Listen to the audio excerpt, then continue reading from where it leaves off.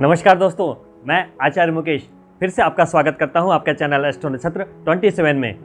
दोस्तों, आज मैं एक बहुत ही महत्वपूर्ण कार्यक्रम लेकर आपके सामने उपस्थित हुआ हूं। सन 2020 संचरण के मामलों में काफ़ी खास। इस वर्ष के प्रारंभ में ही शनिदेव अपनी राशि मकर में गोचरस्थ हुए। वहीं राहु और केतु 18 महीनों के बाद मिथुन राशि में और देवगुरु बृहस्पति की राशि में अपना संचरण समाप्त करते हुए वक्रीगत उल्टी चाल चलते हुए 23 सितंबर 2020 से शुक्र की राशि यानी कि राहु की प्रियतम राशि, राहु की उच्च राशि, राहु की मित्र राशि शुक्र देव के राशि में यानी कि वृषभ राशि में वो गोचर करने वाले हैं। वहीं केतु देवगुरु बृहस्पति की राशि से निकलकर 8वीं राशि यानी कि वृश्चिक राशि यानी कि मंगल की राशि में गोचर करने वाले हैं, जो केतु का शत्रु है। यानी कि राहु करेंगे गोचर अपने मित्र राशि में, वहीं केतु करेंगे गोचर अपनी शत्रु राशि में यानी कि मंगल की राशि में। राशि की फल की विवेचना करने के पहले आपको यह समझना बहुत अनिवार्य है कि राहु के फल देने की प्रवृत्ति कैसे है, तभी आप उसे हैंडल कर पाएंगे। राहु शास्त्रों में राहु को क्या बोला गया है? राहु नाम विपरीतम, उल्टी चाल चलता है। राहु और केतु को शास्त्रों में पूर्व जन्म के बंधन को दर्शाने वाले ग्रह बोले गए हैं। जैसे शनि कर्म फलदाता है, वैसे ही राहु और केतु क्या है? पहले जन्म में आपने क्या काम किया है, कर्मों का क्या बही खाता है, आपका क्या क्रेडिट और डेबिट है, क्या इस जन्म में आपको चुकाना है, क्या अगले जन्म में चुकाना है, वो रिकॉल कराने के लिए राहु और केतु से उसकी युति से आपके कुंडली में कुछ योग और कुछ दुर्योग बनते हैं। राहु से जबरदस्त राजयोग कोई नहीं बनाता, अष्टलक्ष्मी योग कोई नहीं बनाता, परिभाषा योग कोई नहीं बनाता। राजनेताओं के लिए राहु के बिना कुछ नहीं होगा। एक बड़े से बड़ा पॉलिटिशियन राहु के कारण ही बनता है, एक बड़े से बड़ा अभिनेता राहु के कारण ही बनता है, एक बड़ा से बड़ा शोधकर्ता राहु के कारण ही बनता है, एक बड़ा से बड़ा ज्योतिषी राहु के कारण ही बनता है। राहु क्या है? Rahu can be compared with a coin with his two different opposite nature. जैसे एक सिक्का है ना, उसके दो पहलू होते हैं और बिल्कुल डिफरेंट, एकदम अपोजिट नेचर के। जैसे राहु क्या है? अपराध है ना, चोरी है, षड्यंत्र है, वैसे उसका कारक है। वैसे ही राहु क्या है? डिटेक्टिव है, जासूस है। तो जो जासूस होते हैं वो भी अलग अलग साक्ष्य को इधर से उधर से अवेलेबल कराकर वो अपराधी तक पहुंचने की क्षमता भी रखते हैं। तो राहु क्या कर रहा है? दोनों ही इंटेलिजेंस दे रहा है आपको। राहु क्या है? राहु विष्णु के अवतार, वाराह अवतार, पूर्ण अवतार, और केतु क्या है? मत्स्य अवतार, अंश अवतार। तो राहु से ज्यादा ज्ञान तो कोई दे ही नहीं सकता। There is no physical existence of Rahu and Ketu. Rahu और केतु का कोई भौतिक अस्तित्व नहीं है, जैसे कि सूर्य, चंद्रमा, मंगल, बुध, बृहस्पति, शुक्र और शनि का है, वैसे नहीं है। राहु और केतु क्या है? जैसे सूर्य अपने पाथ पे परिक्रमा कर रहे हैं, आप पृथ्वी पर हैं और पृथ्वी की जो सैटेलाइट है चंद्रमा भी अपने पाथ पे परिक्रमा कर रही है। तो जहां सूर्य का जो पाथ है और जो चंद्रमा का पाथ है, वो वहां पे जो दो बिंदु पे वो काटते हैं ना, नॉर्थ में और साउथ में, वही राहु और केतु, उसको ड्रैगन हेड भी कहते हैं। सारे ग्रह अपने पाथ पे सीधा चलते हैं, लेकिन राहु केतु की चाल हमेशा वक्री है। क्यों? क्योंकि वो कोई ग्रह तो है ही नहीं, वो छाया ग्रह है। चंद्रमा और सूर्य के पाथ के जहां पे काटने से जो बिंदु क्रिएट हुआ, वो एक ब्लैक होल की तरह है, एक इलेक्ट्रोमैग्नेटिक फील्ड है वो, जिसमें से बड़ा ग्रह समा जाए, उसकी गुणवत्ता समाप्त हो जाए। और वो इलेक्ट्रोमैग्नेटिक फील्ड इतना जबरदस्त है कि जिस भी प्लैनेट के वो पास आता है वो उसके रूप को ले लेता है। इसीलिए उसको छलिया कहा गया है, माया है राहु, है ना, माया है। जैसे पहले आपने कभी देखा होगा मूवीज वगैरह में कि कोई रूप बदल लेता है कोई जादूगर, तो ये रूप बदलने वाला है। शुक्र के साथ बैठेगा शुक्र बन जाएगा, मंगल के साथ बैठ गया मंगल बन जाएगा, सूर्य के साथ बैठ गया सूर्य बन जाएगा। और यही कारण है कि वो उनके साथ बैठता है तो दोष बना देता है, क्योंकि उसके गुणवत्ता को इसने छीन लिया। अगर आपकी पत्रिका में राहु और सूर्य की युति हो गई तो क्या हो गया? ग्रहण दोष। जिंदगी भर कहीं ना कहीं संघर्ष लगा रहेगा। इसको पितृदोष भी कहते हैं शास्त्रों में। अगर वही राहु चंद्रमा के साथ युति कर ले, चंद्र ग्रहण दोष, वैसा व्यक्ति पूरी जिंदगी मानसिक रूप से परेशान रहता है, तनाव में रहता है, माता का स्वास्थ्य खराब रहता है, वैवाहिक जीवन भी खराब होने की आशंका रहती है। इसके बाद राहु अगर मंगल से युति कर ले तो वो बोलते हैं अंगारक दोष। नेचर वायलेंट हो जाता है, जिद्दी हो जाता है, सनकी हो जाता है इंसान। आग जनित घटनाएं, ज़्यादा दुर्घटनाएं वैसी कुंडलियों में ज़्यादातर देखी गई हैं। रोड रेज की ऐसी संभावनाएं और दुर्घटनाएं देखी गई हैं। अगर ये दोष कहीं लगन में अगर आ गया तो बहुत बुरी तरीके से वैवाहिक जीवन और स्वास्थ्य दोनों ही प्रभावित हो जाते हैं। अगर वैसे ही राहु बुध के साथ आ गया तो बुध क्या है? आपका इंटेलिजेंस है। जहां राहु ज्ञान का कारक है, बुध के साथ युति करेगा, वो आपके इंटेलिजेंस को उसने क्या कर लिया? उसका इलेक्ट्रोमैग्नेटिक फील्ड ने उसको कवर कर लिया। तो यहाँ जड़त्व दोष आ गया। आप करेंगे बहुत कुछ, मुंगेरी लाल के हसीन सपने बहुत देखेंगे, लेकिन उसको एग्जीक्यूशन नहीं कर पाएंगे आप, एग्जीक्यूट नहीं कर पाएंगे आप। इसको कहते हैं जड़त्व दोष, है ना। बुद्धि काम नहीं करेगी। बड़ा सा स्पीच तैयार किया और जब स्टेज पे बोलने गए तो आवाज ही नहीं आ रही है, एग्जीक्यूशन नहीं हो रहा। वैसे ही अगर वो देवगुरु बृहस्पति के साथ युति करते हैं तो गुरु चांडाल दोष कहते हैं। देवगुरु बृहस्पति की क्वालिटी को राहु ने ले लिया। अब वो क्या करेगा? अगर आपकी कुंडली में राहु अच्छा है तो धार्मिक प्रवृत्ति की ओर वो रुझान देगा, और अगर राहु खराब है तो वो बिल्कुल बोलेगा पूजा पाठ करो ही ना, मन ही नहीं लगने देगा, आपका मन भटका देगा वो आपका। जो जातक विदेश जाने की इच्छा रखते हैं या विदेश के लिए ललायित रहते हैं, घूमने फिरने के लिए, उसके लिए तो राहु क्या है? वो की प्लैनेट है बिल्कुल। राहु के बिना तो संभव ही नहीं है। विजातीय विवाह, विदेशी विवाह या विदेश की यात्रा बिना राहु के संभव नहीं है। राहु जब अपने मित्र शुक्र के साथ युति करता है तो शुक्र के गुण ले लेता है। शुक्र क्या है? शुक्राणु, वीर्य, सेक्स।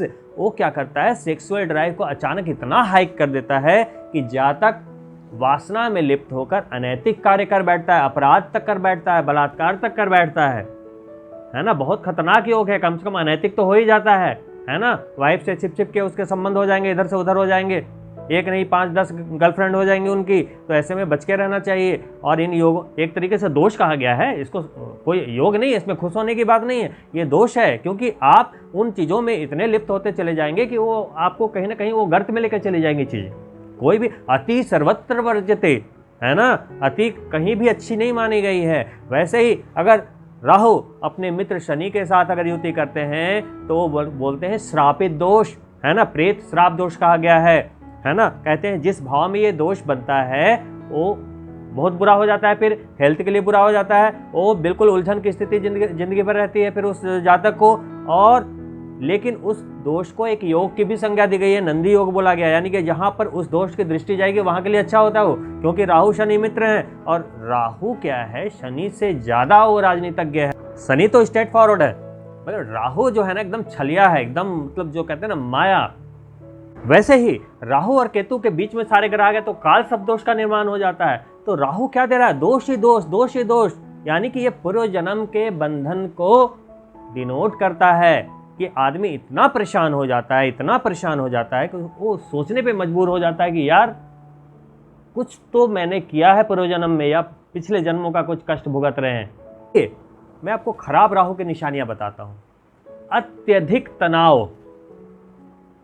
अत्यधिक तनाव होता है, डिप्रेशन, विवाह के बाद संतान का देर से होना, संतान प्राप्ति में विलंब, गलत डिसीजन का बार बार होना, आपके सारे दाव उल्टे पड़ना। बड़ी चालाकी से स्ट्रेटजी बनाया आपने, बड़ी चालाकी से, ये कर लेंगे, वो कर लेंगे, ऐसे कर लेंगे, पैसा डाल दिया, इन्वेस्टमेंट कर दिया अचानक से, तो समझ जाइए आपका राहु अच्छा नहीं है। जुए की लत, शराब की लत, ड्रग की लत, ये सब लत अगर आपको लग रही है, क्षणिक समय के लिए बड़ा आनंद आता है, बड़ा आनंद आता है आपको, है ना। लेकिन उसके चक्कर में आपका परिवार तबाह हो जाता है। जब आपकी एज उस मुकाम पे पहुंचती है जब आपको अपने जीवन साथी की जरूरत होती है, तो ये व्यसन आपको अपने परिवार से इतनी दूर ले जाते हैं कि जब वाइफ की जरूरत पड़ेगी तो आपके पास कुछ नहीं होगा। मैं आपको बस ये समझाने की कोशिश कर रहा हूं कि शास्त्रों में लिखा है राहु नाम विपरीतम, मतलब उल्टा चलने वाला, पूर्व जन्म के बंधनों को बताने वाला। जैसे आप घर से निकलते हो ऑफिस जाने को, गाड़ी में पहुंच के गाड़ी स्टार्ट किया, अचानक याद आया मेरा मोबाइल घर पे रह गया। आप फिर से पार्किंग से वापस आते हो और मोबाइल लेके जाते हो। वैसे ही आप इस जन्म में आ चुके हो। राहु वही खोया हुआ मोबाइल की याद दिलाता है कि आपने पिछले जन्म में कुछ किया है, उसकी भरपाई करो, भरपाई करो, तभी सुख मिलेगा, है ना। शनि जहां आपके कर्मों का दंड देते हैं या कर्मों का फल देते हैं, वही राहु आपके पूर्व जन्म के बंधन को याद दिलाने वाला रिमाइंडर है। अब मैं आगे आपके इस गोचर के बारे में व्याख्या करूंगा कि आने वाले 18 महीनों में जो ये वृष राशि में और केतु मंगल की राशि वृश्चिक राशि में आए हैं, दोनों बली स्थिति में हैं, तो आपको इसके क्या परिणाम प्राप्त होंगे। लेकिन परिणाम जानने के पहले आप ये जान लें कि ये परिणाम देता कैसे है, ताकि आप सतर्क रह पाएं। राहु और केतु का जो ये गोचर है, मैं जैसे हजारों वीडियो YouTube पे है, मैं उनकी तरह ये नहीं बोलूँगा कि इसकी दृष्टि वहाँ जा रही है, उसकी दृष्टि वहाँ जा रही है, ये हो जाएगा, वो हो जाएगा।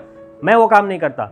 मैं कोशिश करता हूँ कि आपको उसकी प्रकृति और आपको उसका नेचर समझ में आ जाए, ताकि आप उसे कमांड कर पाएँ। जैसे आप किसी घोड़े की घुड़सवारी कर रहे हैं और आप उसमें नकेल डालना सीख जाएं और उस घोड़े को ड्राइव करना सीख जाएं, तो कोई डरने की जरूरत ही नहीं है कि राहु क्या है, केतु क्या है, शनि क्या है, बृहस्पति क्या है ना। देखिए, राहु के जो रिजल्ट देने की जो प्रकृति है ना, वो बिल्कुल यूनिक है। जैसे मान लो आप हाईवे पे जा रहे हो, अचानक आपके पीछे से एक BMW या ऑडी आपको उसने क्या किया, ओवरटेक किया। आपने देखा इसने कैसे ओवरटेक कर लिया और आप उन्माद में भर गए। एक सनक आ गई और आपने बिल्कुल 120, 140, एकदम 200 पे गाड़ी भगानी शुरू कर दी और रेस लगानी शुरू कर दी। बड़ा मजा आने लगा, बड़ा आनंद आने लगा। आपके फ्रेंड्स भी चिल्ला रहे यस यस, और तेज और तेज, और अचानक बम। आनंद आ रहा था, अभी क्या हो गया, सब कुछ समाप्त। वैसे ही मान लो एक बड़ी ऑफिस में आप हो, बॉस के साथ बहुत अच्छी बनती है, एक अच्छे पोस्ट पे हो आप, अचानक उनकी वाइफ आई। राहु के प्रभाव से आपने उनकी वाइफ को देखा, नजर से नजर मिली, कुछ बातें हो गई। अब आपके और आपके बॉस की वाइफ के साथ आपके अनैतिक संबंध स्थापित करवा दिए राहु के मैनिपुलेशन ने। रोमांस चरम पे चला गया। उनकी कृपा से आपको प्रमोशंस मिलने लगे, अचीवमेंट्स मिलने लगे, घर गाड़ी मिलना सब कुछ शुरू हो गया। आप बड़े मज़े में आ गए, आनंद ही आनंद आने लगा लाइफ में। अचानक एक रात बॉस ने आपको देख लिया अपनी वाइफ के साथ और उसने क्या किया, फायर। समझ गए, ये है राहु। पहले आनंद में डालता है और फिर सब कुछ छीन लेता है, न घर के रहे न घाट के रहे। वैसे ही आपके पास राहु ने क्या किया, पैसे आ गए आपके पास। अब आपने सोचा अरे हाई सोसाइटी को मुझे मेंटेन करना है, चलो पब चलते हैं, बार चलते हैं, शराब पीते हैं, ड्रग लेते हैं। हाई सोसाइटी को जो मीट करना है, आदत पड़ती गई उस चक्कर में। बाद में बीवी बच्चे सब घर में हैं, लेकिन सब तबाह हो गए। किसी को आप टाइम नहीं दे रहे हो, आप लगे पड़े हो। जब आप बहुत दूर निकल जाते हो और लौट कर देखते हो तो हाथ खाली रह जाते हैं। ये है राहु। तो राहु के नेचर को समझिए, ट्रांजिट को समझने से कुछ नहीं होगा। आज मैं बोल रहा हूं, कल कोई और बोलेगा। 1000 वीडियो में ऐसे ही आप लेक्चर सुनते रहोगे और ये लेक्चर सुन के मोबाइल बंद कर दोगे और होना वही होगा जो आप समझोगे नहीं, तो होना वही होगा जो ऊपर वाला चाहता है। तो वीडियो सिर्फ देखे नहीं, समझने की कोशिश करें, और मेरी कोशिश यही होती है। दोस्तों, आइए अब बात करते हैं कि मिथुन राशि के जातकों के लिए आने वाले 18 महीने ये राहु केतु के गोचर के संदर्भ में कैसे रहने वाले हैं, क्या उपलब्धियां मिलेगी, क्या सतर्कता बरतनी पड़ेंगी, आइए जानते हैं। शास्त्रों के अनुसार जन्म चंद्रमा से तीसरे, छठे, 10वें और 11वें भाव का राहु का गोचर अच्छा माना गया। वहीं केतु का गोचर तीसरे, छठे और 11वें में अच्छा माना गया है। दशम में वो अच्छा नहीं माना गया। लेकिन आपके जन्म चंद्रमा से राहु का गोचर 12वें भाव में है, जो नुकसान का भाव है, और छठे भाव में केतु का गोचर है। लेकिन घबराने की जरूरत नहीं है। घबराने की जरूरत इसलिए नहीं है कि जब शुक्र एक्टिव हुआ 12वें भाव का, तो पंचम भाव में भी तुला राशि है, वो भी एक्टिव हो गया। तो व्यय का भाव एक्टिव हो रहा, तो पंचम भाव भी एक्टिव हो गया, यानी कि संतान का भाव, शिक्षा का भाव। इसके अलावा 12वां भाव क्या है? विदेश यात्रा। कोई शिक्षा के लिए विदेश जाना चाहते थे, जा सकते हैं। और यदि कोई प्रेम संबंध में आप हैं, तो शादी होने की पूरी संभावना है, क्योंकि राहु देता ही है आपको प्रेम संबंध। विदेश भाव के साथ साथ पंचम भाव का एक्टिव होना आपके लिए विदेश यात्रा का संयोग, उच्च शिक्षा का योग, और अगर कोई शिक्षा प्रतियोगिता की तैयारी कर रहे हैं, उसमें ये राहु बहुत अच्छा रिजल्ट देने में सक्षम है। खर्च बढ़ेंगे, इसका मतलब क्या है? पैसे आएंगे तभी तो खर्च बढ़ेंगे। इसके अलावा केतु आपके छठे भाव, यानी कि रोग, शत्रु और ऋण के भाव में केतु बैठा है, और केतु मंगल की राशि में है। तो मंगल क्या है? कर्जे का कारक है, और केतु वहां पे अगर आपकी कुंडली में बढ़िया पोजीशन में होगा तो कर्जे उतार देगा, शत्रु पर जीत होगी आपकी, है ना। और आपके जो भी रोग, पहले से कोई असाध्य रोग चल रहे हैं या कोई रोग में रिकवरी नहीं मिल रही है, कोई पहले से कुछ हेल्थ इश्यूज चल रहे हैं, तो उसमें रिकवरी होने के चांसेस बन जाएंगे। इसके अलावा मंगल का जो एक नोड है आपके हाउस ऑफ इनकम का है, मंगल का जो दूसरा नोड है वो हाउस ऑफ इनकम का है। एक साथ राहु ने 2 राशि को एक्टिव किया, यानी कि शुक्र के दोनों राशियों को 2 और 7, और केतु ने क्या किया कि मंगल की दोनों राशियों को एक्टिव कर दिया, 1 और 8। तो आपकी कुंडली के 4 भाव एक्टिव हो गए एक साथ। तो आपके इनकम को एक्टिव कर दिया केतु ने, और आपके खर्चे को एक्टिव कर दिया राहु ने। उसी तरीके से रोग, शत्रु, ऋण के भाव को एक्टिव कर दिया केतु ने, उसी तरीके से पंचम भाव को एक्टिव कर दिया राहु ने। तो ये दोनों का जो कॉम्बो इफेक्ट है आपके लिए अधिकतर क्षेत्र में सफलता ही देगा। बस आपको अपने खर्चे पे लगाम रखनी है। कोई ऐसा निर्णय ना लें जिसमें कि कोई ऐसा इन्वेस्टमेंट कर बैठे और उसमें लॉस हो जाए, ऐसा ना करना, क्योंकि 12वां भाव नुकसान का भी है। तो सोच समझ कर निर्णय लेना है। काफ़ी समय से अगर कोई आपका प्रमोशन रुका हुआ था, वो मिलने के चांसेस 18 महीनों में आपके इनकम में बढ़ोतरी होगी। देखिए, राहु ने आपके एक लक्ष्मी स्थान को संभाल लिया, पंचम को। वहीं राहु से नवम भाव, यानी कि शनि का भाव है, और शनि की 2 राशियां हैं, मकर और कुंभ, उन्होंने दूसरे त्रिकोण को संभाल रखा है। यानी कि लक्ष्मी स्थान दोनों तरफ से सॉलिड है आपके, राहु के गोचर और शनि के गोचर के लिए। तो राहु और शनि मित्र है, नवम पंचम का योग है, तो ये बहुत अच्छा योग है। तो कुल मिलाकर घबराने की जरूरत नहीं है। मैं मानता हूं कि आपके खर्चे बढ़ेंगे, लेकिन आपको आपकी इनकम भी बढ़ेगी साथ में, क्योंकि आपका 11th भी एक्टिव है। जिन मिथुन राशि के जातक की कुंडली में, जन्म कुंडली में, D1 चार्ट में, लगन चार्ट में अगर राहु गलत बैठा हुआ है, यानी कि अशुभ है ना, और कहीं सूर्य के साथ युति है, चंद्रमा के साथ युति है, या किसी भी ग्रहों के साथ कोई दुर्योग बना रहा है, तो आपको कुछ राहु गलत फल दे सकता है। या राहु की दशा चल रही है तो, राहु या केतु की दशा चल रही है तो। अगर कोई दुर्योग बना हुआ है जन्म कुंडली में, तो प्लीज जरूर चेक करवा लीजिए, क्योंकि ये कॉम्बिनेशन अच्छा नहीं है। अगर राहु अशुभ है तो राहु शनि का ये कॉम्बिनेशन अच्छा नहीं है, क्योंकि राहु और शनि दोनों मिलकर इस कुंडली के कई नोड्स को एक्टिव कर रहे हैं। आपने देखा, राहु केतु ने 4 नोड एक्टिव किए हुए हैं, वही इनके मित्र शनि है 2 नोड एक्टिव कर दिया, तो 6 तो इन्होंने ही संभाल लिया। और राहु के साथ मान लो सूर्य की युति होगी तो आपकी तो पूरी कुंडली ही डल हो जाएगी फिर। तो आपको ऐसे केसेस में आपको अपनी कुंडली को चेक कराने की अति अति अति आवश्यकता है। आप सभी का प्यार मेरे लिए बहुत महत्वपूर्ण है, और मैं चाहता हूं कि आप सभी की कुंडलियों को देखकर मैं दिशा निर्देश दूं, लेकिन मेरी भी कुछ मजबूरियां हैं। आप देखिए, ये मेरा व्हाट्सअप है। आप अगर यहाँ पे देखें तो 3400 प्लस मैसेजेस ऐसे हैं जो मैंने इसे ओपन भी नहीं करा। तो इतनी ज़्यादा मात्रा में लोग मैसेजेस करते हैं, कॉल करते हैं कि मेरे लिए पॉसिबल नहीं है कि हर किसी का जवाब दें। फिर भी मैं कोशिश करता हूं कि कुछ लोगों को, जो लकी ड्रॉ के द्वारा 10 से 15 लोगों का नंबर मेरे पास पर डे मेरी टीम मुझे देकर जाती है, तो मैं उनकी विवेचना फ्री ऑफ कॉस्ट भी करता हूं। तो प्लीज़ आप प्रायोरिटी लेवल पे अपनी बुकिंग प्राप्त करने के लिए आप मैसेज पे रिक्वेस्ट कीजिए, आपको अपॉइंटमेंट मिल जाएगी और अपॉइंटमेंट में दिए हुए अपॉइंटमेंट के टाइम पे मैं आपसे बात करूंगा, स्वयं बात करूंगा, इसमें चिंता की कोई बात नहीं। अगर आपकी कुंडली में राहु की पोजीशन अच्छी नहीं है, नीच के बैठे हैं या शत्रु राशि में बैठे हैं या कोई दुर्योग बना रहे हैं, तो आपको माता दुर्गा की आराधना करनी चाहिए। दुर्गा चालीसा का पाठ करते रहें, सप्तशती का पाठ करते रहें, सिद्ध कुंजिका स्तोत्र का जरूर पाठ करें। सिद्ध कुंजिका स्तोत्र का 11 बार नवरात्रि के टाइम में पाठ करें और अन्यथा एक बार जरूर ऐसे भी जब नवरात्रि ना भी हो तब भी आप सिद्ध कुंजिका स्तोत्र का पाठ करते रहें, जरूर फायदा होगा। सिद्ध कुंजिका स्तोत्र में एक बीज मंत्र है, वो राहु के लिए रामबाण है। वो क्या है? ओम ऐंग ह्रीम क्लीं चामुंडाय विचे, ओम ग्लौंग हुं क्लीं जुंसा ज्वाले ज्वाले ज्वल ज्वल प्रज्वल प्रज्वल, ऐंग ह्रीम क्लीं चामुंडाय विचे ज्वल हंग शंग लंग छंग फट स्वाहा। आप सप्तशती खोलना, उसमें मिल जाएगा। अब जो ये बीज मंत्र है ना, बहुत शानदार है। 2 कपूर की टिकिया जला लो, बस ये मंत्र पढ़ दो राहु काल में, मजा ना आ जाए तो फिर कहना।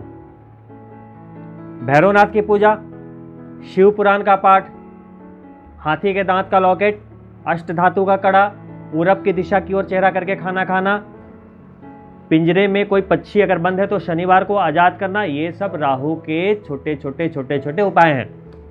सब करते रहो आराम से 18 महीने, कोई प्रॉब्लम नहीं आएगी। राहु के मंत्र ओम रांग रावे नमः या ओम भ्राम भ्रीम भ्रौम शह रावे नमः राहु काल में करें। एक माला ही करें, लेकिन राहु काल में करें। अगर 5 माला कर रहे हो, 11 माला कर रहे हो, बहुत अच्छी बात है। लेकिन अगर आप पूजा पाठ में ज़्यादा रुचि नहीं, तो 1 माला अवश्य करें और राहु काल में करें, मज़ा आ जाएगा। देखिए, आपने देखा होगा पूरे दिन में सभी ग्रहों के होरा होते हैं, लेकिन राहु काल को इतनी मान्यता दी गई है। सब लोग ये देखते हैं राहु काल तो नहीं चल रहा।